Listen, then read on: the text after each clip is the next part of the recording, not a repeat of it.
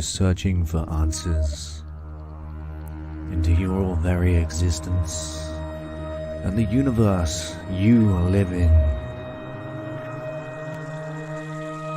How does healing work? And how can we heal ourselves using only our minds? Are we living in a simulated matrix? Or is this the only real reality in existence? Is spirituality a construct, a religious ideology, or does it have a very real place in our modern society? You're about to come on a journey with Ayden to discover what this reality really means and its intrinsic purposes for our individual existence. Hold on to your seats, because we're about to begin.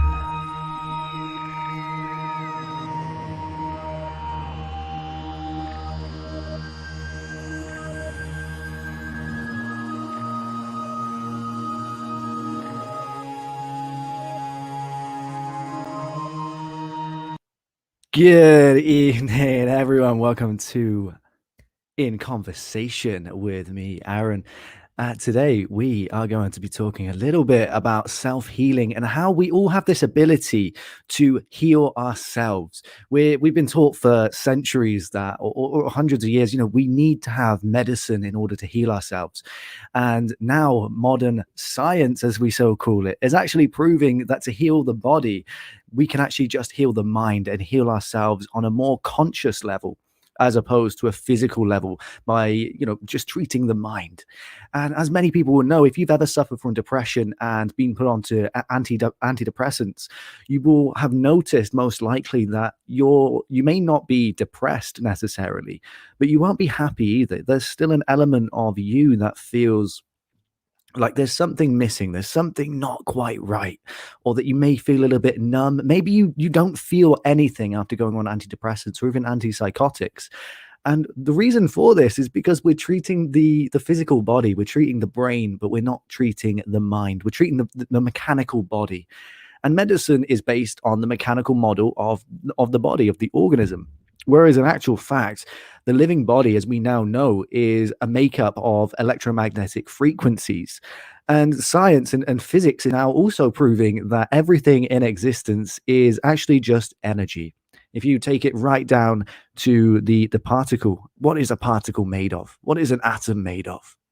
When you break it down into, when you break reality down into its finite makeup, we actually see that nothing in the universe is actually solid. Therefore, nothing is actually real in the way that we perceive it. And this is how our perceptions, which we're going to get onto a little bit later, this is how our perceptions create our reality. Because if nothing in the universe is actually solid, and we'll also touch on the double slit experiment and how the double slit experiment says or suggests that nothing in the universe is actually there unless there is an observer, a conscious observer to witness it being. And the double slit experiment has been, conducted thousands upon thousands of times, and the results are the same every single time, showing that particles or photons, matter in the universe at some level has consciousness. It is conscious of its own existence. It's conscious of its observation by other conscious beings.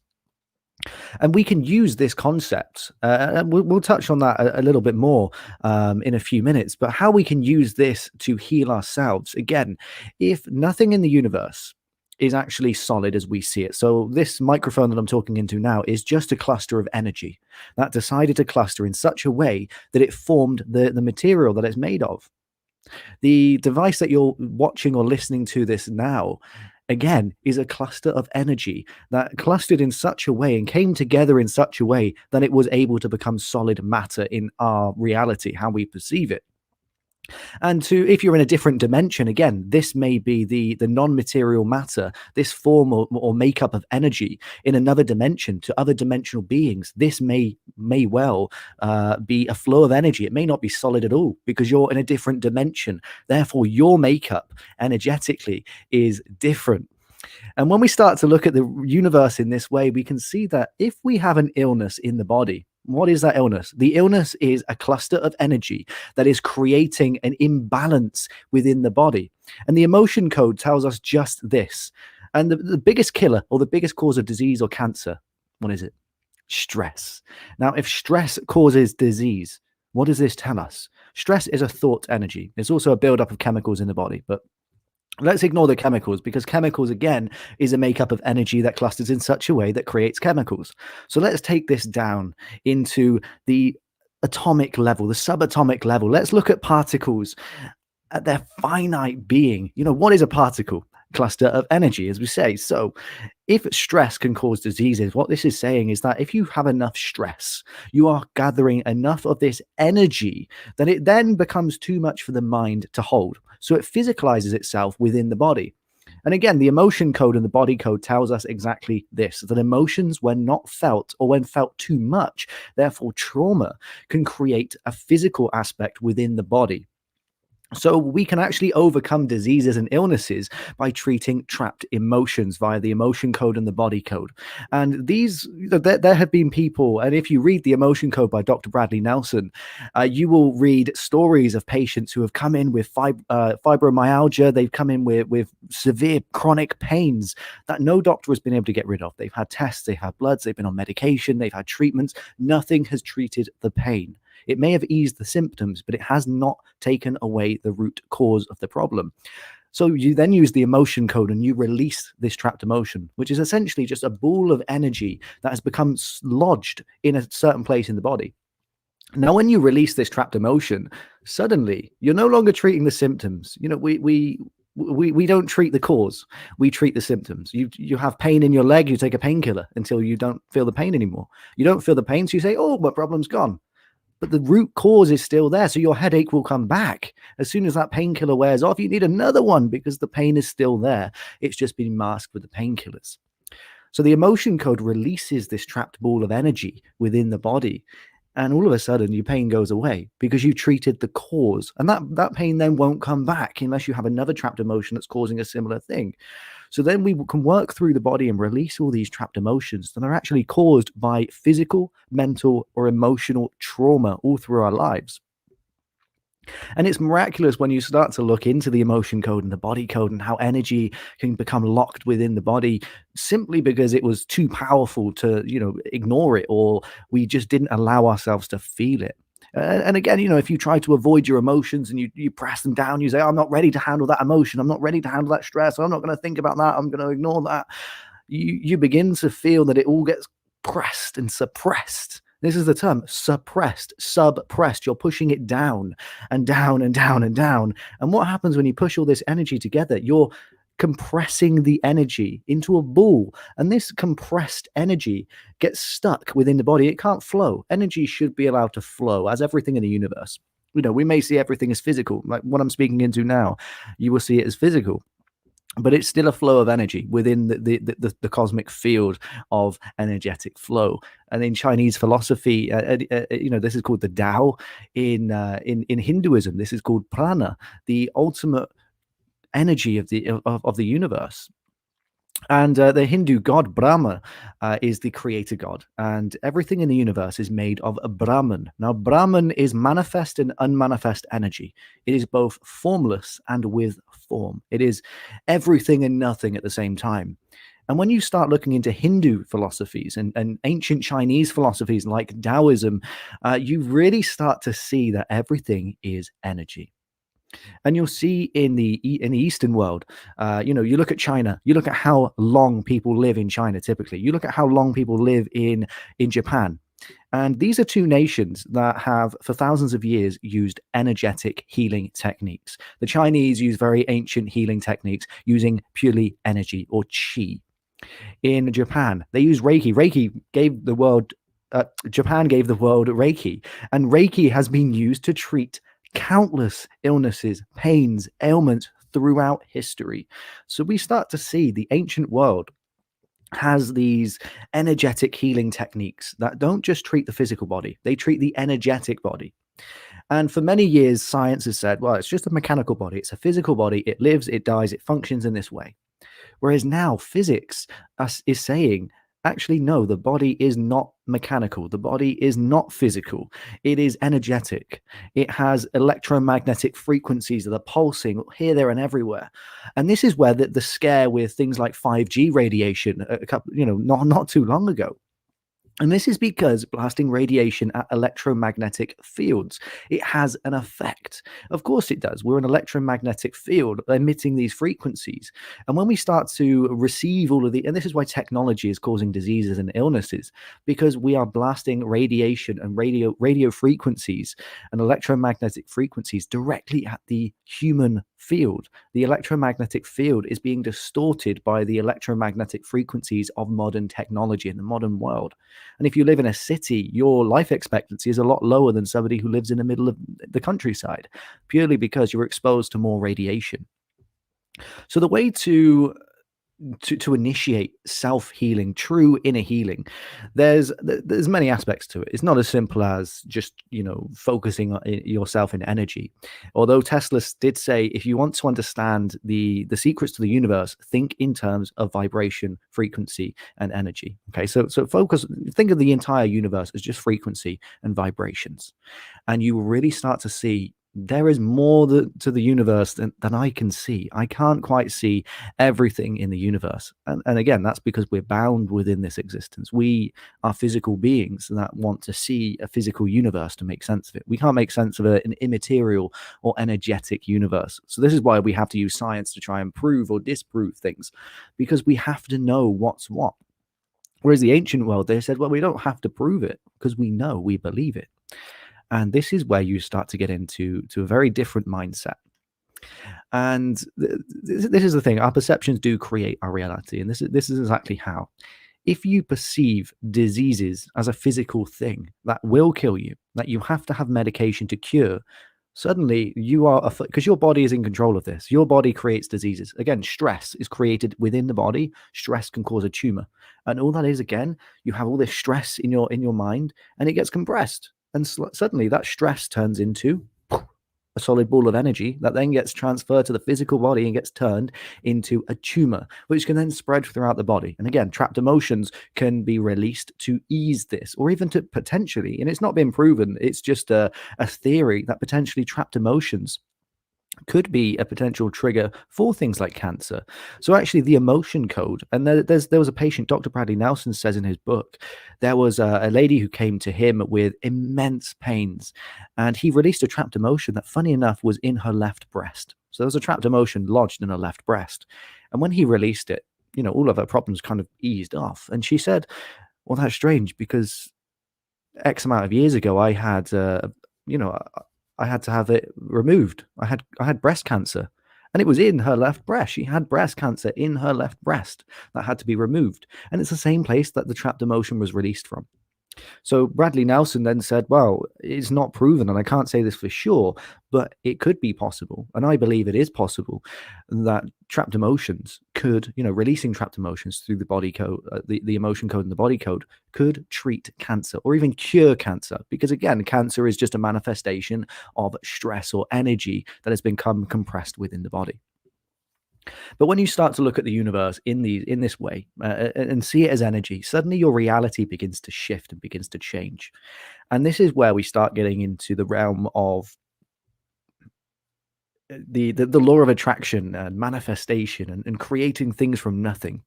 And how this works is not saying you're just magically creating things. And to explain this, I will take you through the double slit experiment, which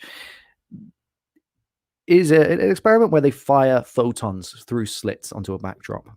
And as these photons are fired through these slits, they pass through and hit the backboard. And at first, they appear as either a wave or a photon. So basically, they appear as immaterial and material. And the interesting thing is, this changes depending on whether somebody is looking at it. So if these photons are fired with somebody watching, now this is the really important thing. If somebody is watching these photons as they're fired out onto the backdrop through the slits, they appear as solid photons.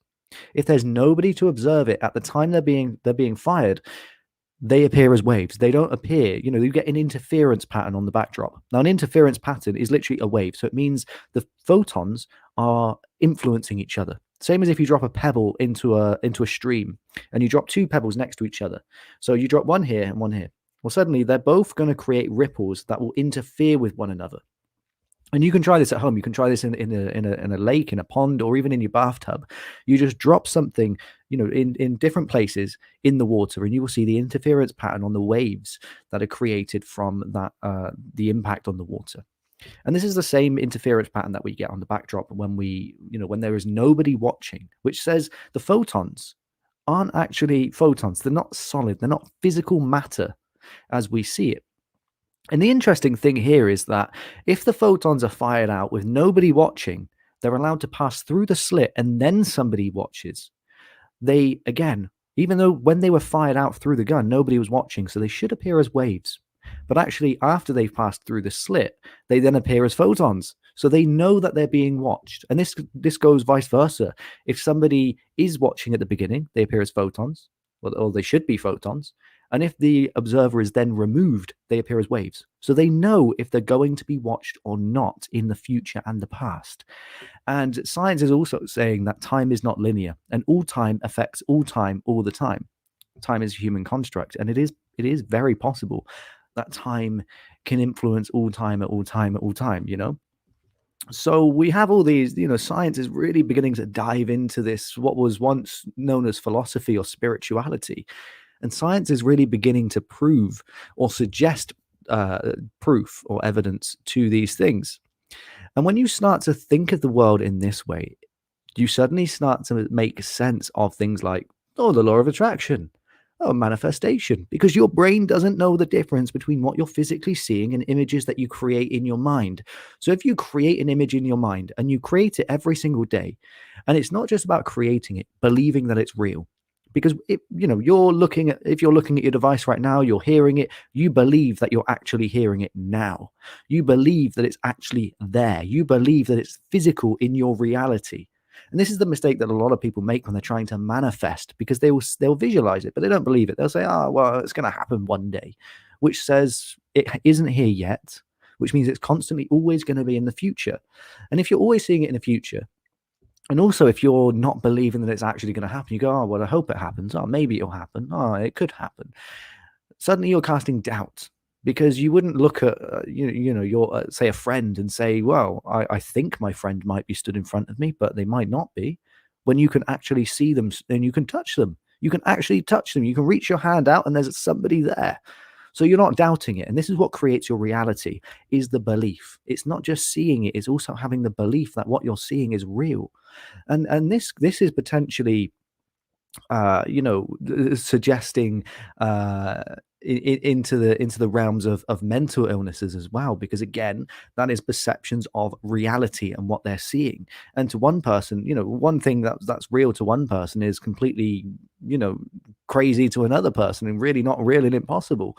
So again, our realities are interchangeable. Reality isn't solid as we believe it. And the only reason that we have a reality, or what we call reality, is because as a collective, as a planet, as a global species, we say this is what's real, this is what's not. This is what makes you sane, and this is what makes you insane. There is no such thing as sane and insane. It's just different perceptions of reality. And society the gives the belief system behind what's real and what's not. And in the ancient world, we have stories of magic, and we have stories of people creating magnificent things from nothing. And it's actually very, very possible. But this reality that we now live in says magic is not real. You cannot harness energy. And again, in Chinese philosophy, you can influence the energy of the universe. In Hinduism, you can influence the energy of the universe. Japanese culture, you can influence the energy of the universe. So again, in the ancient world, we see patterns where there is a very strong cultural belief that you can influence your physical and non-physical reality around you to create things that otherwise wouldn't exist. And then as we start to move west, and again, this is as we start getting the imperial rule, we start having, the Romans start taking over, destroying these ancient cultures. And again, paganism that used to rule, it was rampant throughout the whole of Europe. The Romans came along and brought Christianity, and the Catholic Church and Christianity took over, and they destroyed much of the pagan roots in Europe. And the pagans very believed very strongly that you can influence the energy of the universe, and these are the oldest religions and civilizations and cultures in history. And it's only recent culture, Christianity is 2,000 years old and says magic isn't real, or if it is, it's the work of Satan. And again, this is a way of control, because if say you're Julius Caesar, what would you rather people say, oh, well, I can manifest anything I want, I can use magic, and I can live a life that I want? Or would you rather, okay, you cannot use magic, magic is not real, if you use magic, you will go to prison, because I don't want you creating a life that you want. You have to rely on me for your freedom. You have to rely on me to have everything you want. And this is the birth of modern civilization. Because if modern civilization didn't change in this way, we would have much more freedom than we do now. And again, we have diseases, so we have to rely on the government to provide us cures and vaccines and treatments. Whereas in the ancient world, if you had a disease, and in some Eastern cultures now, is they don't pay doctors when they're sick. They pay doctors when they're well. They don't pay a doctor when they're sick, because if they're sick, the doctor's done a bad job. Why would you pay a doctor if you're sick? If you're laid there, you have a fever and you're really ill and you're on death's door, why would you pay a doctor? Because the doctor hasn't done his job. You pay a doctor for every day that you are well. For every day that you are healthy, you pay the doctor. And that makes more sense, far more sense, than paying a doctor just because you're sick. And, there is this huge divide culturally between the Eastern and Western world, purely because of how we perceive the universe and how we perceive our reality. Our reality is either very physical or very non physical, when in actual fact, it's both. It's a mixture of very, very physical and very non physical. Everything is energy. So when we begin to influence that energy around us, we start to see miracles happen in the way that we feel, in the way that we act, and in the way that we respond to everything. And there is a medium who I know, who was diagnosed with a rare form of cancer a long time ago, and she was given only months to live. And miraculously, she's still alive today. And this was, a good decade or two ago. She was told, well, you got like 6 months to live. We can't treat it. It's very rare. And she's alive today. And as far as anyone knows, she still has the cancer. It's still there, but it just doesn't do anything. And again, because she gives herself healing, energetic healing. Her partner gives her healing. She thanks the universe. She says every day, she thanks the universe for her healing, and she says, "I am healed now." She's not saying, "I'm sick, I need healing," because if you need healing, that suggests that there is something wrong with your energetic body. If you need healing, that says that there is an imbalance in your body or in your mind. And again, as I said earlier, the illnesses or disease, and if you break that down, dis-ease. The body is at dis-ease. The mind is dis-eased. It's not sick. It's not diseased. It's just dis-eased. It's unbalanced. And the ancient cultures said we need balance. And this is the balance of the universe. There has to be light and dark, good and bad. Everything has balance. And when something's out of balance, things happen, things go wrong. If something's balanced the other way, things will still go wrong. You have to have equilibrium for things to work in order. So when we look at the form of the body, this is an imbalance of the electromagnetic field. And we can use magnets to treat this, and the emotion code. If you read the emotion code, you will learn exactly how to do this energetic healing through the form of just releasing trapped emotions. And I think healing has become, in modern times, it's become this wacky thing that, oh, it's wacky, it's hippie. And actually, it's not. Healing is nothing to do with this hippie culture that's being created. And actually, it's become quite toxic, because when you mention healing to somebody now, they don't think, oh, turning the sick into the healthy. No, we think, ooh, wacky energy people that wave their hands and cure things.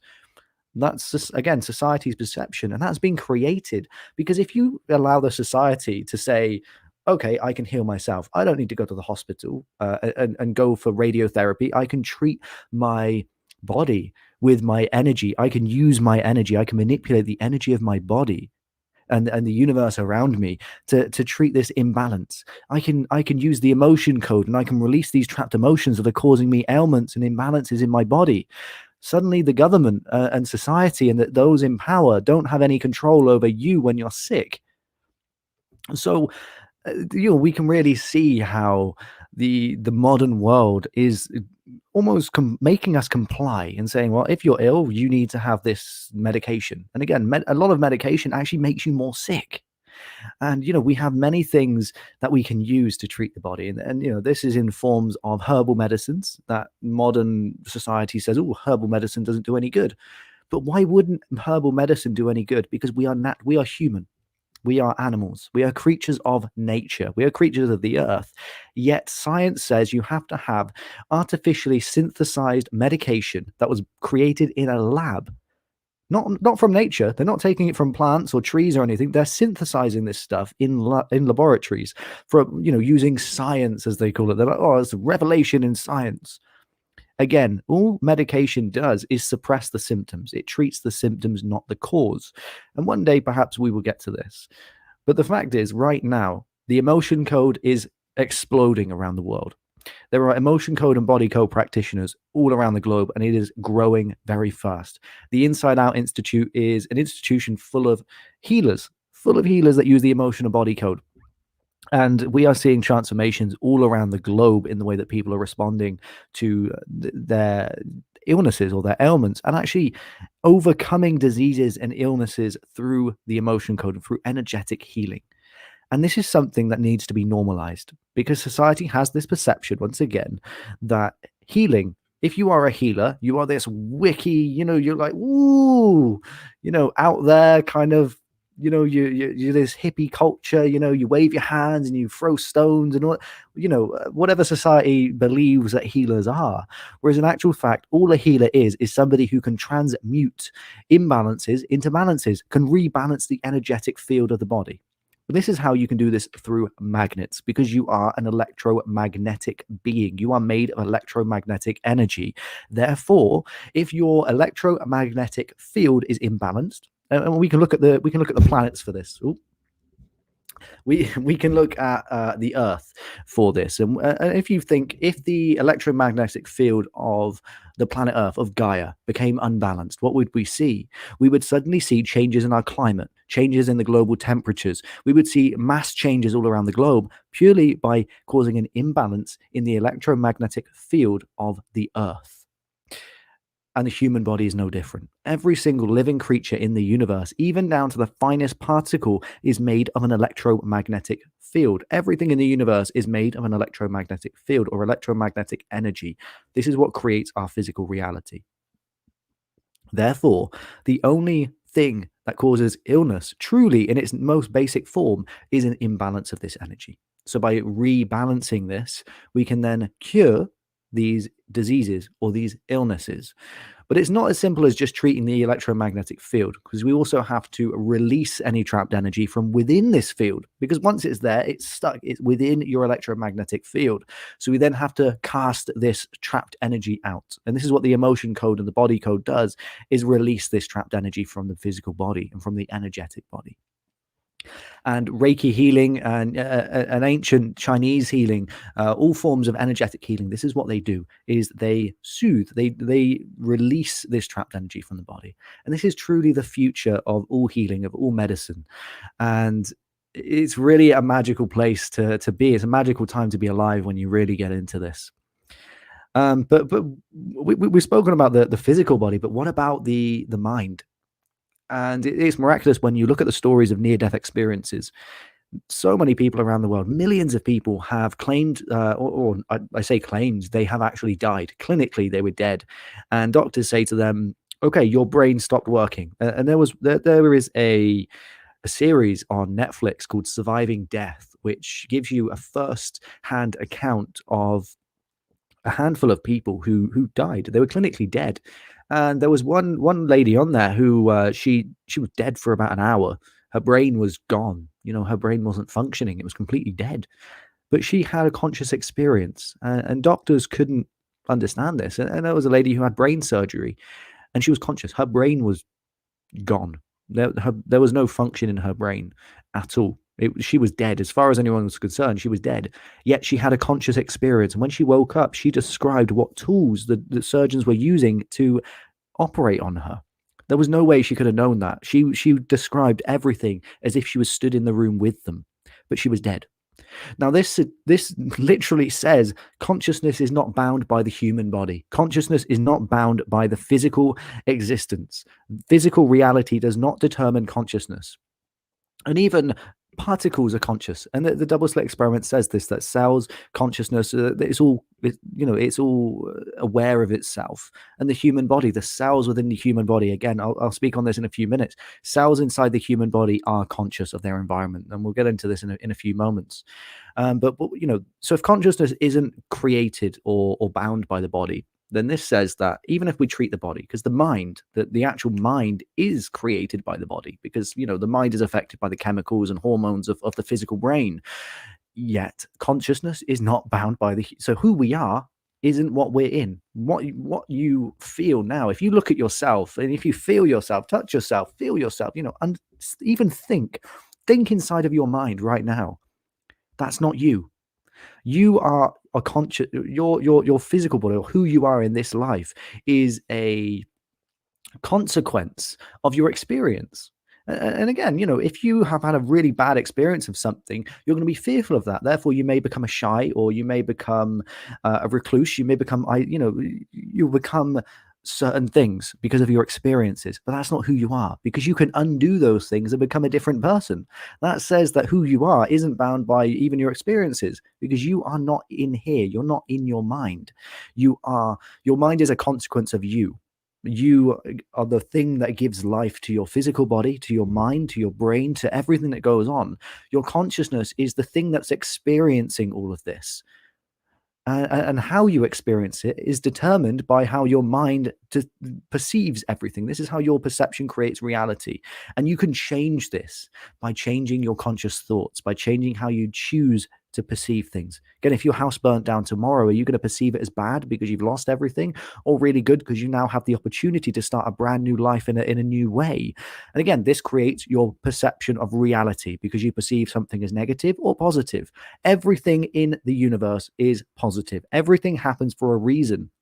And you can say, I'm unhappy because I went through this, I had this happened to me in my childhood. I was abused as a child, or I was beaten, or I was attacked, I was bullied in school. Okay, yeah, they may not be very nice to experience, but they're not negative experiences, purely because who you are right now is a direct consequence of your experiences. And if you experience one thing just slightly differently, you would be a different person, saying, once again, oh, I wish I didn't experience this. Oh, this was hard. I wish I wasn't bullied, or I wish I did this better. I wish I stayed in school. I wish I chose to do this. Again, no matter what happens in life, you will always find a reason that it's not good enough. You will always find something else that you wish you did instead. Therefore, nothing in life is negative. And life is about seeing the positive in everything. Even if you could perceive it as negative, or you can choose to perceive it as positive, even if it feels negative. Because one day you will look back at the negative feelings and you will understand the positive messages, the positive lessons and meanings within that so-called negative experience. And again, this is how we can treat the mind and the body and illnesses through our perceptions of reality, by simply seeing ourselves as divine beings, or maybe not even divine beings, just energetic beings. We are energetic beings with an electromagnetic field. We are made of energy, and that energy can be treated and restored and rebalanced at any moment. And this is how we can treat the physical body as well as the mind. But the thing is, with the mind, it's very tricky, because again, the mind is how we perceive things. Our consciousness perceives our reality through our mind's awareness of what we're going through. So the first thing you have to look at is your mental health. And I don't mean mental health as in, are you depressed? Are you anxious? Are you bipolar or whatever? I mean, what is going on in your life that's making you feel certain ways? And the first thing you look at is how are you feeling right now in this moment? Do you feel happy or do you feel sad? And you'll say, oh, well, I feel sad. Oh, I feel happy. Okay, why? Why do you feel happy? Why do you feel sad? Get the answer to that question, then say, okay, can you change that? Do you want to change that? Is this a situation that is good or bad? And you trace it back. You say, oh, I feel happy right now because I'm listening to Bob Marley. Okay, cool, awesome. So, what about in 10 minutes' time when you're not listening to Bob Marley? How will you feel? Turn Bob Marley off. Sit in silence. Do you feel happy or sad?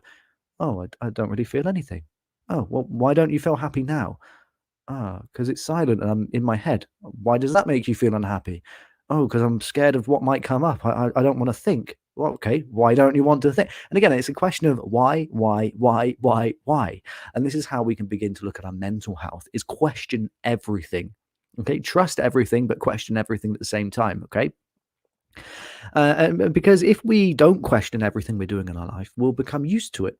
And if you say, "Oh, I'm depressed because I'm in a job that I don't like," okay, well, is that something that you can change? Can you change your job? Can you quit your job and go and find a new one? And you'll probably say, well, yeah, I could, but I need the money. Okay, well, can you go and find a job, get a new job site, ready, and then quit your job? Oh, yeah, I could, but that would take time. Okay, well, can you create the time? So you see, it's a question of saying, can you do this? Can you do this? Can you do this? And why? Begin to question everything in your life until you find the answers that you love. If you're not doing what you fall in love with, you're not really living the life that you want, because the life that you want is one that you are completely content with, the one that you wake up every single day and the first thing you think is, oh, wow, I'm alive. Oh, it feels good to be alive. And today is going to be a great day because I'm doing everything that I love. And there's nothing bad today because I'm doing everything that I love. And it's exactly what I want to do. Nobody has control over my life. I'm in charge of everything that I do. I love my life. And even if you may be employed, you're still in charge of your life as long as you love what you do. Because if you go to work and your boss says, can you go and do this? If you say, I could do that, but I don't want to, okay, you're not in love with what you're doing. Therefore, somebody else is running your life. If you love what you do and your boss says, can you go and do this? And you go, yeah, sure, because I love doing this. Suddenly you own your life still. Even though somebody else is asking you to do things, you are still in charge of your life purely because you love what you're doing and you have passion in your life. So once we've looked at the mental health, look at your self-worth. How do you see yourself? Okay. How do you view yourself? Do you love yourself? Do you find things wrong with yourself? Treat that. Okay. Understand what it is about yourself that you're not liking. And one thing we can raise our self-worth is simply to look at the things that we do right. Okay, and using affirmations can be really, really powerful. And affirmations, it's not as simple as just saying, "Oh, today I'm gonna have a good day," and saying it. You got to have passion. Today, I am enough. I am enough right now. Nothing can stop me right now because I am powerful. I am hungry for success and I will succeed until I get there. I will not give up until I have reached the point where I feel on top of the world. And to see the thing there is every single sentence was I am, I will, I do, I have, I can. As soon as you start saying I'm not, I can't, I will. If you say I will, I'm not doing it now. I will be happy one day. Okay. Well, your brain's like, oh, you're not happy right now. So you see how what you tell yourself, and this is the importance of self-talk.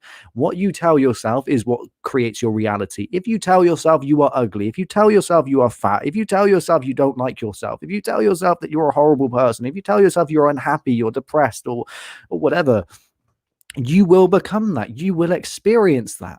If you look at yourself in the mirror every day and say, you are so fucking ugly, I hate you, I don't like, and you see, even just hearing that, and I'm not saying it to you, I'm saying that to me, but that made you, when I started saying that, you suddenly like, whoa, Jesus, hang on a minute. But then if I say, ah, I love myself. I feel pretty good. I am happy. I am successful. Well, I have everything I need. I am everything I need. I am my best interest. I am my best investment. I love everything about myself. And notice how you felt whilst listening to me saying that. Notice the changes in the way that your mind started to respond. And what I'd ask you now is to just go to a mirror, very quick, just go to a mirror and say to yourself one thing: I am enough. Those three words, say I am enough every single day. Every time you walk past a mirror in your house, look at yourself just for a second. Just look yourself dead in the eye. Don't avoid your eyes. Look yourself in the eye and say, I am enough. Not you are enough. You're not talking to your reflection, you're talking to you. Okay. And the reason you do this is because if you're looking at your reflection, your brain recognizes that you are telling yourself. Okay. And if I tell you, if I say to you, you are beautiful, you are enough, you are amazing, you are successful, your brain is like, well, how can you know that? You're not me, you don't know me. Whereas if you say, I am enough, your brain says, oh, well, if we're saying I'm enough, then I must be enough because I'm saying it. Oh, why would I say it if it's not true? This is how we begin to reprogram the mind. Because again, society has taught us for decades, and this is through advertising. And if you think of TV, television, what do we have? We have programs like Love Island that show these uh, beach body ready, whatever the hell that means. Beach body ready. What is that? It means that you have the society's perception of what a good body looks like. To hell with that. It doesn't matter what your body looks like. Be proud of it, because that's, it doesn't matter if you look like, you look like some pop star on the TV. It doesn't matter. And think of this: television programming, more like. Okay, every time you turn on the TV and you see somebody that looks what they call beautiful, handsome, they're a supermodel. They're not a model. They're just a person who has a body that somebody said, oh, you would look good in a photo. But why does your physical body matter? And again, you will notice that the people who look the best tend to have the worst personalities. So actually, it's a good thing if you don't look like these people on TV, because you see how shallow most of them are. You turn on the TV and you watch things like Love Island or The Only Way is Essex or Made in Chelsea or whatever other programs are out there, and you see these shallow personalities just that look pleasing to the eye. Why does that hold value in society? And this is how we program ourselves to say, I am not enough because I don't look like this person. London, the London look. You have to look like this to look beautiful. Ooh, wear this makeup and suddenly people fall in love with you. No, no matter what you do with your body, no matter what you look like, no matter what you wear or makeup you wear or whatever, nobody's going to fall in love with you just because you wear a certain outfit that was made by a designer brand, or just because you have a set of abs or whatever. That's not what makes people fall in love with you. And again, fall in love with yourself and other people will fall in love with you. If you hate yourself, and you may know somebody who walks around saying, oh, I'm not good enough, I am ugly, I'm horrible, I hate myself. How do you feel when you hear that person say that? When they talk to you, telling you how much they hate themselves, it can be very, very hard to actually really truly be present with that person and love them, because they're admitting this frequency of hate, and you can visibly and physically feel they hate themselves. And it's very hard to replace that with love when it's being overruled with self-hatred. So begin to love yourself first. Look yourself in the mirror every single day. And this is difficult. This is difficult, but it gets easier with time. Look yourself in the eye every single day. Look at your body. Give yourself a body scan in the mirror. Give yourself at least two things, absolute minimum of two things every single day without fail. Two things that you love about yourself and would never change. And try and mix this up every single day. Try and give yourself two different things. Or even write them down. And what you'll notice is if you do this for 21 days and then you continue for another 90 days, you will start to completely fall in love with your body. You will completely fall in love with your body. And then you will start to fall in love with who you are. And when you fall in love with who you are, suddenly no one can break you. If somebody says, oh, I don't like the way you look, you'll say, I don't give a shit, because you're not me and I don't care what your opinion is. You can like me, you can not like me. I don't care, because I love myself, and nothing you can say. It's like if you're madly in love with somebody, no matter what you're told about that person will ever make you fall out of love with them until you decide to not love them anymore. And this is, again, how love works. Be unconditional in your self-love. Love yourself so unconditionally that no condition that anyone else puts on you can affect how you feel about yourself. Because that's the only way that you're going to be truly happy with who you are, is by fully embracing and accepting exactly who you are in this moment. And self-love and self-worth go really hand in hand, because if you have low self-worth and low self-esteem, and again, the difference between self-worth and self-esteem is how you view yourself. Self-worth is exactly how you value yourself. There's this, oh, he's an esteemed businessman. Well, what does that mean? He's a really good businessman. Everyone looks up to him. So give yourself that self esteem. Esteem yourself. Look up to yourself. Say, I am my best role model because I have got myself through this. And you can say, oh, well, I got through my troubling childhood because I had a really good teacher. No, you got yourself through your childhood because maybe you reached out to the teacher, you spoke to the teacher, you told that teacher your problems to allow him to help you. So actually, the teacher didn't do shit for you. The teacher didn't do anything for you. You did it yourself because you accepted the help. You went and got help. You looked for the help. You made the changes in your life that helped you to feel better. You're the one who took the action because nobody else has power over your life. You can lead somebody to water, but you can't force them to drink. The best saying in the world, and one that speaks 1,000 words. You are the only one who takes action in your life. All anyone else ever does is give you the option to act. The option to act. You choose to take action. No one else can do that for you. No one else can change your life. No one else can make you feel better about yourself. No amount of therapy, no amount of counseling, no amount of talking about your problems will ever help you unless you decide that you want to change how you feel, until you decide to accept what's going on, until you learn to accept yourself for who you are, and until you learn to love yourself for exactly who you are. And what we then find when we begin to do this is we feel fulfilled. We feel completely at peace with ourselves. We accept ourselves. We find passion in our lives. We're passionate about ourselves. We're passionate about what we do in our life. We love everything that we do because we accept everything. We love ourselves. We allow ourselves to do things that make us feel good and stop forcing ourselves to, go to work maybe you work at McDonald's and you absolutely hate flipping burgers all day. Okay, find a job that you love. And if you can't find a job that you love, create a job that you love. Maybe just do more of your hobbies. If you have to stay in that job, allow yourself the time and space to do the things that you love on the side. You don't necessarily have to leave your job, but do things and allow yourself that time and space to do all of the things that you love, because this will help you again to feel that sense of self-worth, self-love, and self-fulfillment. Because without this, your life is empty and you will feel empty. And we can't, as a society, we would rather go through life just ignoring our problems. But in actual fact, if we want to heal from our problems, we have to accept them. We have to dive into them. And this is the talk of shadow work. And the shadow is all these things that we've rejected, all these things that we've said, oh, well, I can't be that. I can't do that. I can't be this person. I can't say that. I can't go there. I can't be him. I can't be her. Okay, well, what have you rejected? Bring all of that back in. Say, okay, sit with yourself and say, what have I rejected? Who did I used to be? And when did I stop being that? Why did I stop being that? Did I need to stop being that, or do I want to be that again? Can I bring that back in and reintegrate these parts of your shadow self that you want to be now? And just excuse while an ice cream truck goes past. Allowing yourself to reintegrate these things and becoming the person that you used to be once again. And again, maybe in your childhood you were told you can't go and get ice cream because ice cream is really bad for you, but actually you just like ice cream. It's okay. Go and get yourself an ice cream, because this also soothes the inner child as well. So when you start integrating the shadow self, you start to integrate with the inner child and you start to accept the inner child more, which again is crucial, because the amount of trauma that we pick up in childhood, and me personally, I picked up OCD, I picked up fear of judgment, loads of things just from my childhood, and I didn't even realize until about less than a year ago that I'd actually had all this trauma that was built, and I realized most of my problems come from my childhood. And it's actually nothing to do with what I've done, and my actions have been a direct consequence of what I experienced as a child. So by healing from my childhood experiences and healing my shadow self, I've actually managed to overcome most of my behavioral patterns, purely because my behavioral patterns were created by my experiences that I've refused to accept.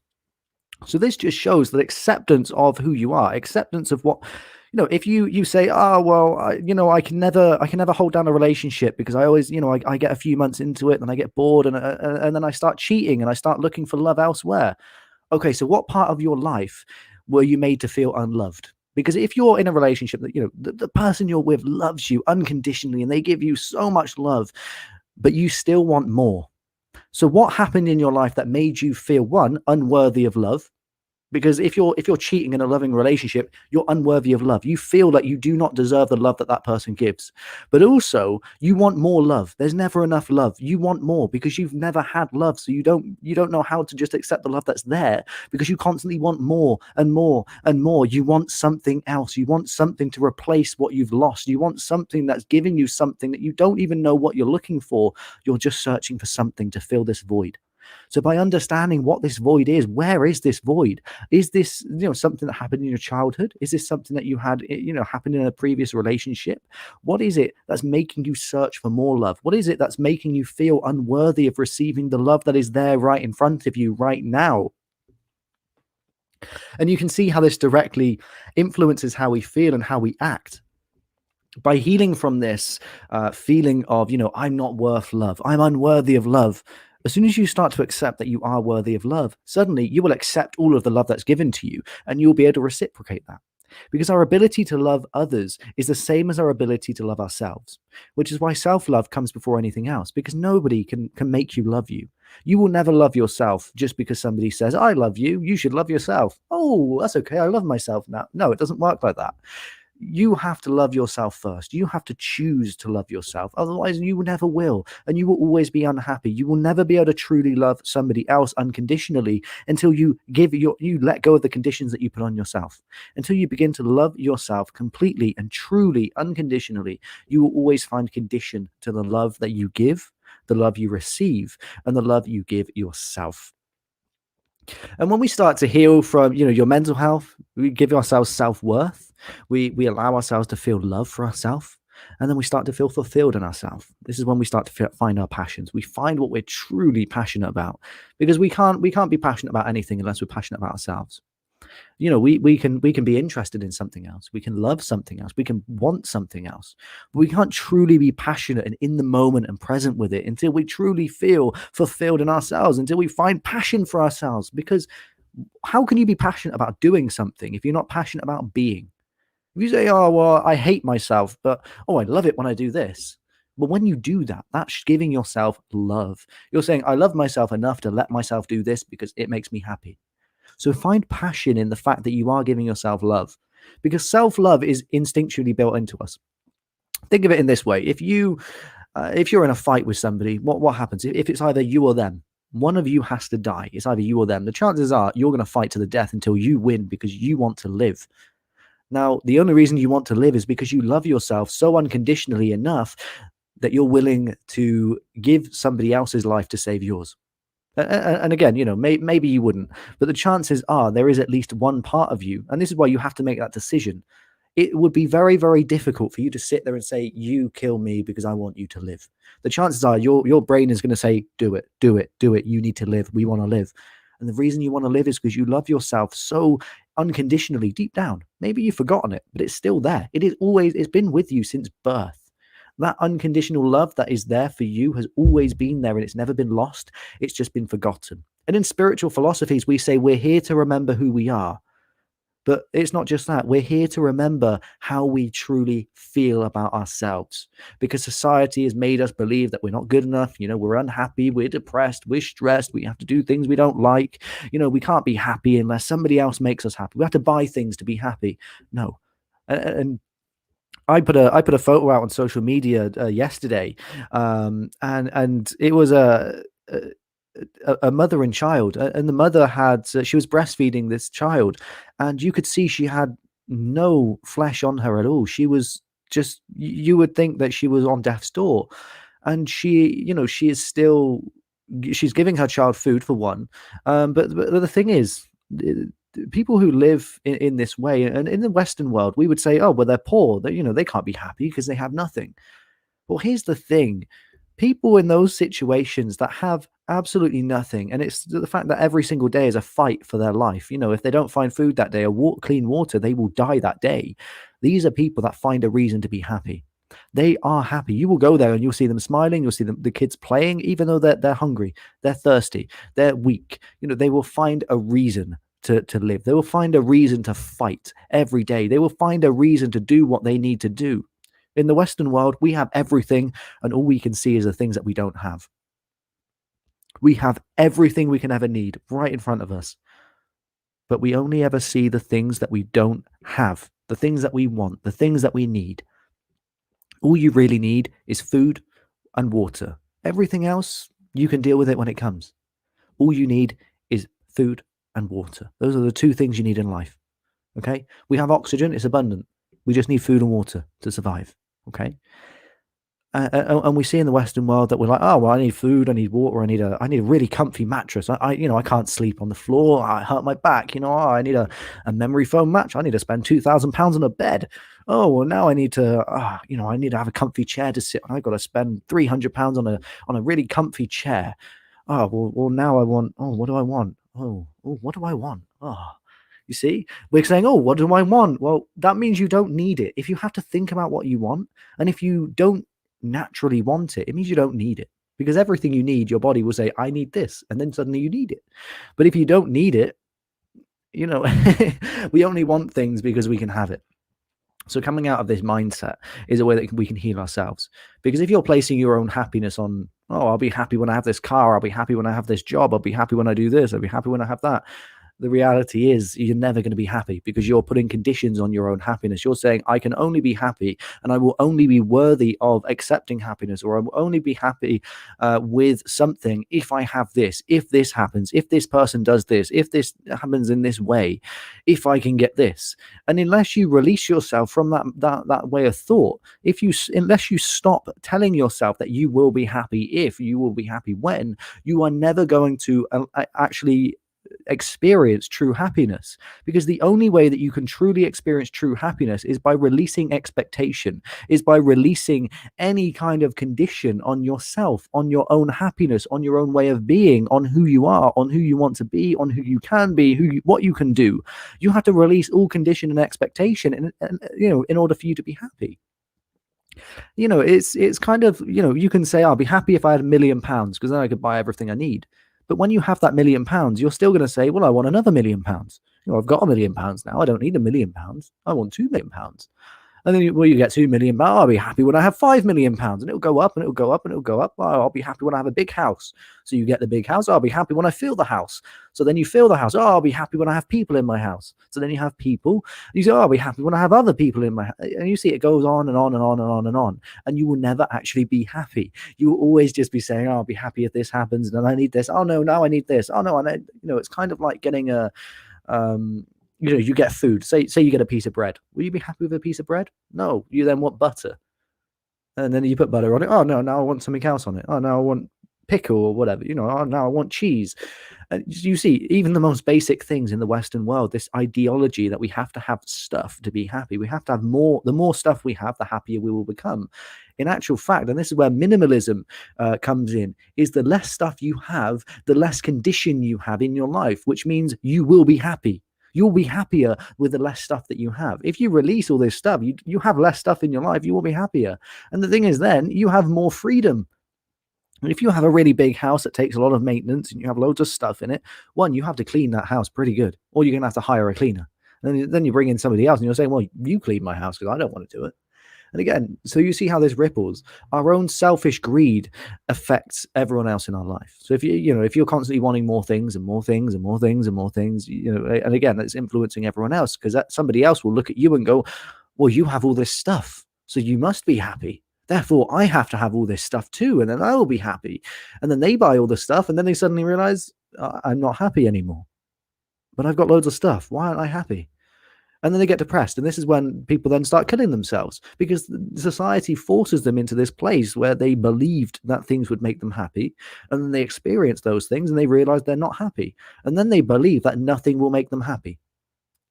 This is the toxic society that has been created, is we're made to believe that nothing will truly make us happy. And in reality, that is true because the only thing that will make you happy is you. You are the only source of happiness that will ever give you true peace and abundance in your life. If you cannot find happiness from within, if you can't wake up in the morning and say, I'm happy because I'm alive. I opened my eyes and I'm happy. I took a breath. I could, wow, oxygen. I have oxygen. I can breathe. I'm alive. I can feel my body. I can see. I can taste. I can hear. I can touch. I can feel. Oh, wow. I'm happy because I'm here. Unless you can find things like that, you're never going to be truly happy. Do you think a man with one leg will constantly go, "Oh, I'm unhappy because I've only got one leg"? Or do you think he will say, "Oh, actually, do you know what? I'm going to find a new way to live with one leg. Let's get a fake leg. Let's get a prosthetic leg. Let's see how we can live and adapt our life to be better than it was before." And you see this with people, amputees who have gone into the Olympics, and it's like, well, you would have thought maybe they just rot away and sit there, complaining about how they've only got one leg. No, they go and become Olympic champions because they're like, well, now I can get a better leg. I can get a spring leg that'll allow me to run faster and further. So you see how this system that we live in is toxic and allows us to put conditions endlessly. Every you look at how many things on TV. If you've watched TV lately, how many adverts have you seen that say, have this, or suggest even, have this and you will be happy. Have this and it'll give you something that you need. You need to have this. You need to have a bigger TV. You need to have a bigger car. You need to have a better laptop. You need to have a better Xbox or a better PlayStation. Oh, have you only got the PlayStation 1? Oh, well, now there's a PlayStation 5. You need to have the PlayStation 5 or you're not good enough. You're not happy with a PlayStation 1. Actually, do you know what? What's wrong with a PlayStation 1? It's the original gaming console or even an Xbox. Why would you be unhappy? And this is the thing: society is giving us these expectations of what will make us happy and what makes us unhappy, which is very unrealistic in its nature. We're not. We're moving away from nature so much that we forget how to actually just be happy. And this is the capitalist and globalist model of society now that we live in. So the way to, I guess, address the problem of mental health issues and things like psychosis, depression, bipolar, anxiety. These are all consequences of our modern society. Even cancer is a consequence made, mainly of our modern society, of the thing that, the way that we live, the toxins that we take in, the processed foods that we eat, the toxic chemicals we ingest every single day, and even down to the things that we're being fed, because the brain is a computer. Okay, and if you every time you search on Google, think if you go onto the internet and you start searching for things, after a few searches, you'll click onto Google, you start typing in one letter, you type in that one letter, and suddenly it goes, "Oh, are you meaning this?" And you say, "Well, no, I haven't finished typing yet." And it says, "Oh, yeah, but you've searched for this before, so maybe you're wanting it again."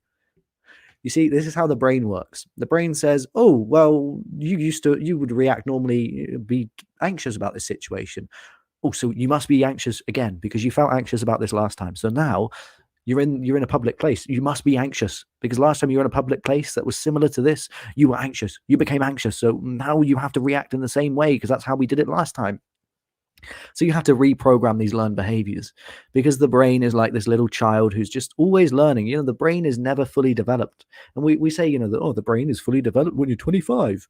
No, it's not. The brain is never fully developed because for it to be fully developed, it means it stopped growing. It means it stopped developing. The brain is always developing. And this is where, maybe you get to adulthood and you stop learning, you stop watching documentaries, you don't go back into education. And, you get to 50, 60, 70, and you start getting Alzheimer's, you get Parkinson's, you get dementia, your brain starts wasting away. Because if you are not growing, you are dying, you're rotting away. So somebody once said, you either get busy living or you get busy dying. Okay.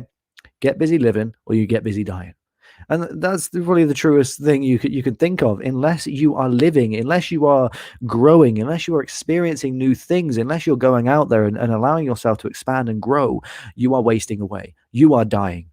Because, we're only here for what? A century on average, maybe less. So you need to make sure that your life is fulfilling as it can possibly be. Give your brain enough things to constantly grow because there is more information out there than the entire human race could ever learn. We might think we're an advanced civilization, but we know less than 1% of everything there is to know. Less than 1% of all the information in the universe is what we have access to. Our reality is less than 1% of the true reality that's out there. What does this say about our relationship with our universe? You see? And subliminal messaging in television programs, in everything you listen to, even in songs, there's subliminal messaging. You don't pick up on it, but your brain does, because your brain is a supercomputer, it's a biological computer, and it is so powerful. It will pick up on messages that you didn't even know were there.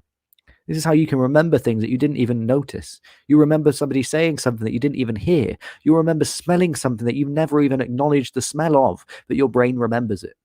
And again, this is one of the reasons why sometimes we experience deja vu, because our brains are remembering something that it's experienced, or it's remembered something that's very similar to it. So we remember, well, I've experienced this before, but actually you've never experienced it, or well, you have, but as far as you're conscious of, you've never experienced it. But your subconscious remembers the time you experienced something very similar to it. So it's reminding you, it's going, I remember this. Or your subconscious is saying, I remember this, and your consciousness is saying, but this has never happened before. And we call that deja vu. But deja vu also is experienced in many different ways. But that's just one of the versions of deja vu. That's one kind of example of a deja vu experience, is the subconscious mind remembering something that your conscious mind doesn't remember or never even acknowledged in the first place. And you see how your mind is programmed by everything you see. And I can't walk into a supermarket anymore without feeling like somebody's trying to hypnotize me, because I see all the bright colors and the specific fonts, and it's like, you have to have this. And I'm like, well, I only came in here for a bag of fruit and veg, but you're telling me I have to go and buy some ice cream, chocolate cake, and carrots and sausage rolls, and I had to buy a massive steak, and I had to, and I walk around the shop. And the last time I went to the shop, I walked around for about 20 minutes just looking at things. I didn't pick anything up. I went to, and I thought, well, why do I need that? Why am I going to pick that up? And I stopped myself. And I see the next thing. Go to pick. Why am I picking that up? I don't need that. Go to pick up. Oh, why do I need a Jaffa cake? That's not going to do me any good. So then I go back to the fruit aisle, and I go back and buy veg, and I go and buy a bag of veg. And I come back with a couple of big bags of fruit and a big bag of veg. And that does me, because in reality, you don't need more than that. You don't need more than what nature gives you. And again, this influences our mental health. This influences our physical health and what we are ingesting in our bodies. It's not just what we're looking at and what we're seeing, what we're hearing, what we're listening to, where we're putting our attention. It's also what we're feeding our bodies. Now, if you're feeding your bodies mass amounts of alcohol, that's going to have a really big effect on you. You're going to start to feel angry. And again, the liver, anger comes from the liver, the emotion of anger, trapped emotions. You will often find alcoholics are angry. And this is because the emotion of anger is created within the liver. Okay. So when you're feeding yourself alcohol, it's very hard to love yourself, because you're angry with yourself. You're upset with yourself. You hate yourself. You can't love something in anger. You can't say, I'm really, really angry with you, but in this moment, I also really love you. No, you either love something or you hate something. You're either angry with something or you're at peace with something. You can't, because love is peace. You can't be, hateful or vengeful to something that you love, because love is peace. Love is the ultimate kind of peacemaker. So if you love something, you'll say, okay, I'm upset, but I love you. Whereas if you say, I'm really, really angry, it's hard to say I love you when you're angry. Normally, when you're angry, you say, I hate you. You say bad things. You say horrible things when you're angry. And again, alcohol brings up these emotions, brings up these feelings. So actually, it maybe if you've drank too much alcohol in your life, maybe, you're starting to become a bit dependent on alcohol. This is about making the conscious decision to say, do you know what? Yeah, my brain is telling me I have to drink, but I know that I need more than this. I know that I have to give this up, because if I carry on, I can't live like this. And it's difficult. You're gonna have to, it's kind of like giving up smoking. When I gave up smoking, I had a dream last night that I gave in, and I had a couple of cigarettes. And it's difficult. I woke up this morning with a taste of cigarettes in my mouth, and I thought, did I smoke in my sleep? And I was like, I don't have any tobacco. Oh God, I couldn't have. Ooh. And all day today, it's been fighting that craving to go and buy cigarettes. So it's a constant battle when you're, to reprogram your brain, because your brain becomes programmed to say, well, if I'm feeling not so good, I'm going to go and drink, some vodka, or I'm going to go and smoke a pack of cigarettes, or I'm going to go and, I'm going to go and snort some drugs. So it's unlearning these behaviors, and that can take time. They say 21 days to start forming a habit and 90 days to form something as a permanent lifestyle choice. Yes, that's the foundation. But again, if you do something for 90 days, you give up alcohol for 90 days, or you give up smoking for 90 days, that doesn't mean your temptation is going to disappear. It doesn't mean that your likelihood to be swayed towards it is going to disappear. No, you still have to take the conscious effort and the conscious decision to say, no, I'm not drinking today. No, I'm not going to smoke today. No, I'm not going to go and do that, because it's not good for me. I'm giving up. I'm doing what's right for me. So you see, no matter what happens in life, you always have to make the conscious decision, because at the end of the day, you make every single choice in your life. And if you're saying, well, I'm unhappy because somebody else hasn't given me the help, Okay, well, they'll give you the help and you'll still not be happy. You'll still not get over the problems that you have. And again, this is because you have to be willing to give yourself the acceptance. You have to be willing to give yourself the love and to give yourself the sense of worth and the sense of value from yourself. If you're waiting for a counselor or a therapist or somebody else to give it to you, it's not going to happen. Maybe you can say, well, they can help me find it. And that's different because they're helping you to find it. They're allowing you to go through the process. And when I coach my clients, this is what I do. I'm not saying, oh, I'm going to solve your problems for you. All I say is, well, I will help you to find the tools that you already have within yourself so that you can heal yourself, so that you can get over these things yourself, so that you can stop drinking yourself, so you can stop smoking, so you can feel happier in your job, so you can feel more love for your family.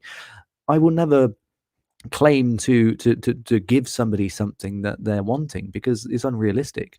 I can tell them exactly what to do. I can say, oh, well, go and do this, go and do this, go and buy this, go and have this, go and do this. They'll still be unhappy. They still won't find what they're looking for unless they are willing to actually do it themselves and find it themselves. So what I say is I will help you to find the tools in yourself and I will help you to figure out how to use those tools and I will guide you through the process and I will be here to sit with you and to listen to you. But I'm not here to give you the answers. I'm not here to tell you what to do. I'm not here to say, well, this will solve your problems. Because unless you solve your problems yourself, you never will. If you allow somebody else to tell you how to solve your problems will always be there. So it's really about having this conscious decision to say, I love myself enough that I am going to change. I am going to make the decisions myself because I can't rely on anyone else to do this for me. I have to be the one to do it. I have to be the one to make those changes. Okay. And that's another thing that affirmations do is affirmations will help to establish in your subconscious that you have the tools and resources to meet your challenges, like saying I can achieve this, I can achieve success. That's a useful affirmation when you're facing a challenge or an obstacle because it helps you to communicate that you are capable of achieving your goal. And you might, trying some affirmation stances as well, because your body language speaks wonders. You've got the Superwoman or Superman stance, standing tall, chin held high, arms on hips, because arms on hips, that's territorial display behaviorally. That's a territorial display of saying, well, I own this territory. So by looking yourself in the mirror and saying, do you know what, we own this, and then saying, I am enough. I am powerful. I can achieve this. Suddenly you're saying, well, this is my territory now, and you're going to listen to me because I am in control. I am in charge. And if you've ever, had somebody tell you what to do with their hands on their hips, and you're like, whoa, well, that's a big display of, well, I'm in charge here. This is my land. This is my territory. So your subconscious needs to be reprogrammed to learn that you, not your subconscious, not your mind, because you are not your mind. You are not your body. And another thing, I now teach my clients since I've used this is as you're going to sleep at night, and if you struggle with insomnia, if you struggle with panic attacks, anxiety, if you struggle with anything, even with chronic pains, this can help you. Okay, sit with your eyes closed, and as you breathe in your mind, just say, "I am not this body," and as you breathe out, "I am not this mind." Okay, I am not this body. I am not this mind. Because you are not this body, you are not this mind. You are the cause. That your mind and your body is a consequence of you. Okay, you came into existence because if you think of how a baby's born, think of this. Now, spiritual concepts say that there is a certain point in a pregnancy, which I think is like 12 weeks, when the soul enters a body. Okay, so before that period, it's just an empty vessel. And if a soul does not enter that body, the mother will miscarry because there is no life force within the body. It's just an empty body. Okay, and that's why a baby may be stillborn because there is no soul within the body. Okay, so if we think of it in that way, and this is where this is where spirituality has a place in our modern lives, we then see that actually if our soul gives life to a body, that means our body, it's kind of like a car. You're not going to say, I am this car. Oh no, I crashed my car. Oh no, I'm damaged because I crashed my car. No, you're going to say, I crashed my car. We say, this is my hand. This is my body. Well, if you are your body, why do you need to say this is mine?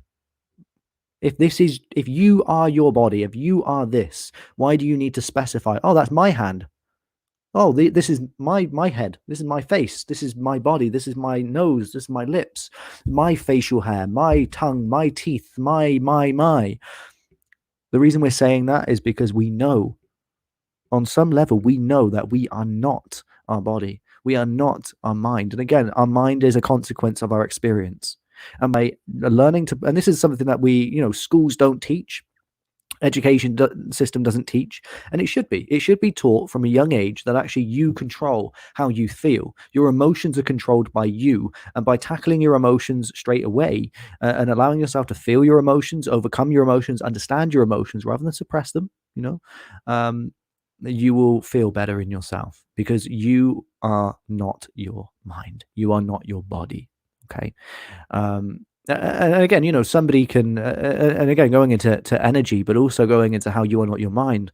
To you, if your arm was cut off, to you, you would easily forget that you don't have an arm. Okay, and you'll also get itches. So, say if I lost my hand, I would get itches and tingling on my fingers, and I go to scratch them. Oh, my finger's gone. Oh, I don't have a. Oh, yeah, I lost my hand. Oh, I thought it was itching. I felt it itching. I had to scratch it. So why would we feel something physically? We feel it when we don't even have the body part anymore. Again, because our body is not who we are. And the spirit, if you think of it in terms of like a spirit, the spirit is not your physical body. It's just another manifestation of your own energy. Okay. So when we start to look at it in this way, we really see, actually, no matter how I'm feeling right now, that's not who I am. And I can change that. If I am not my emotions, if I am not my body, if I am not my mind, if I am not my experiences, I have the power to change that at any moment I choose. And when we start to look at the world in this way, we really start to see, actually, do you know what? There's nothing that can stop me. No illness that can take me over, because I have the power to overcome anything that happens in my life. And this is how inner healing really works. Inner healing and healing work is nothing to do with being spiritual or having a spiritual mindset, or working with Reiki, or any kind of physical healing. It's nothing to do with that. Inner healing is truly how you perceive your reality. If you change how you perceive yourself, how you perceive your reality, how you perceive the mind around you, you will find healing in everything. Every situation will be healing. Every situation will allow you to grow. It's nothing, you don't have to be spiritual. You can be the most religious or atheist person on the planet, but still achieve inner healing. Because inner healing is something that we all must do in order to achieve happiness. Because unless we heal from our past, we will never be truly happy. Allowing ourselves to overcome the challenges of the past allow us to be happy. Therefore, you do not need to have any kind of specific mindset or specific belief system to achieve inner healing. And this is the misconception with society. And again, this is partly because if you allow society to heal themselves, suddenly the people in charge lose that control. They lose that influence over you, because I don't need you to be happy. I don't need you to be safe and be well and be healthy. I can do it myself. There is no money in that. And again, society is based on greed. It's based on the economic value, or whatever name you want to call it. And this is the fault of society. So inner healing truly is, and just to summarize on that, is to focus on your mental health. Get your mental health in the right place. Allow yourself to feel a sense of self-worth, and give yourself the worth that you deserve. Love yourself, and all of this will transmute into fulfillment. You will start to feel fulfilled in your life. When you start to feel fulfilled in your life, you will have no problem going after what you're passionate about, and that all feeds into your happiness, and you will just allow yourself to be happy. And because you're happy, you will show compassion to yourself, to everyone else in your life, and then that turns into gratitude, because you're like, do you know what? I'm grateful for everything in my life. And because you're grateful for it, you accept it. Hey presto, you have just found your life purpose. You are now living your life purpose. That is the secret to life, is to heal yourself. You will never be happy in your life unless you heal yourself first. You will never be satisfied in your life unless you satisfy yourself first. You will never understand what your purpose in life is until you allow yourself to overcome your experiences of the past, and to embrace the unknown experiences of the future in a much different way. So hopefully that's given you a good idea of inner healing work, and and again, we spoke on the how your perceptions create your reality, because they really do, and how that determines who you become. Because if you don't heal from your past experiences, you're going to act in ways that are repetitive and a reflection on your previous experience. And again, like one day you went to a party and your drink was spiked. Okay, well, every single time you go to a party now, you're going to be keeping an eye on your drink. Doesn't mean somebody's going to spike your drink. It just means you're afraid of somebody spiking your drink, which is understandable. But again, the reason that you're now keeping an eye on your drink is because of a learned behavior. You learned that you have to keep an eye on your drink because something bad could happen. And if you don't keep an eye on your drink, you will then panic that somebody spiked you and something bad is about to happen. And again, that's just one example. But if you think of anxiety, depression, any kind of mental health in that sense, then you really see that actually by to treat mental health on it in its deepest level is actually to treat the root cause of what triggered the very original trigger for that. Maybe one day, you think, oh well, I'm depressed. All right, well, what made you depressed? And you go, oh well, this happened yesterday. Okay, so what happened before that? Oh well, this happened. Okay, how did that make you feel? Oh, that made me depressed. Okay, but what was the very first thing that you very first realized? I'm depressed. And again, depression is a subtle thing, and it can suddenly jump out on us over many years of things happening. But by allowing ourselves, because our subconscious, we might say, oh well, I don't know, it just built up over many years. Okay, so when was the last time you felt completely happy and nothing was wrong? Nothing was wrong. And by this, I mean everything in your life was perfectly the way you wanted it. And you'll probably say, well, I don't really remember a time. Okay, get remembering, dig through. Remember the very first time you started to feel that something was wrong within yourself. And by digging through your past experiences, you will eventually find the trigger behind your mental health, behind your depression, behind your anxiety, whatever it is. You have to find the trigger and then heal from the trigger to overcome whatever ailment or disease or mental health condition that you have. And this is ultimately how inner healing works, is just by identifying triggers. And again, I want to emphasize that healing and inner healing work is not bound by spirituality, and it is far more psychological. And again, spirituality and psychology work hand in hand. They truly, truly do. So looking at it, if you're not spiritual, that's fine. Let's look at this in psychology, because psychology, everything I spoke about just now, you will find this in psychology, what they teach in psychology. You will find all of that there, but it is also spiritual beliefs at the same time. So I hope that's given you. If you are struggling with inner healing and you want a bit of help, feel free to reach out. You can if you're listening on Spotify, you can email me vision@aaronayden.com or visit me aaronayden.com on my website, and you can contact me on there. Also on Facebook as well, Aaron Ayden, Instagram and Twitter, Aaron Ayden3. You can find me on all of those.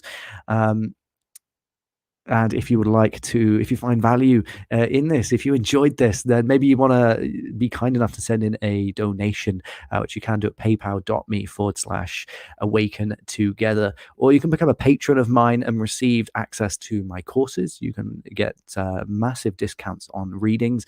Also receive little gifts from me as well by becoming a Patreon for as little as $6.99 a month. And you can do that at patreon.com/AaronAyden3. Which is a monthly subscription that comes out on the first of every single month, unless you decide to cancel. So on that note, I will see you in the next talk, where next time we're going to be talking a little bit about the goings on in the world right now. We have some news about vaccines and how well they're working and how well they're not working. And some people are worried, some people are not.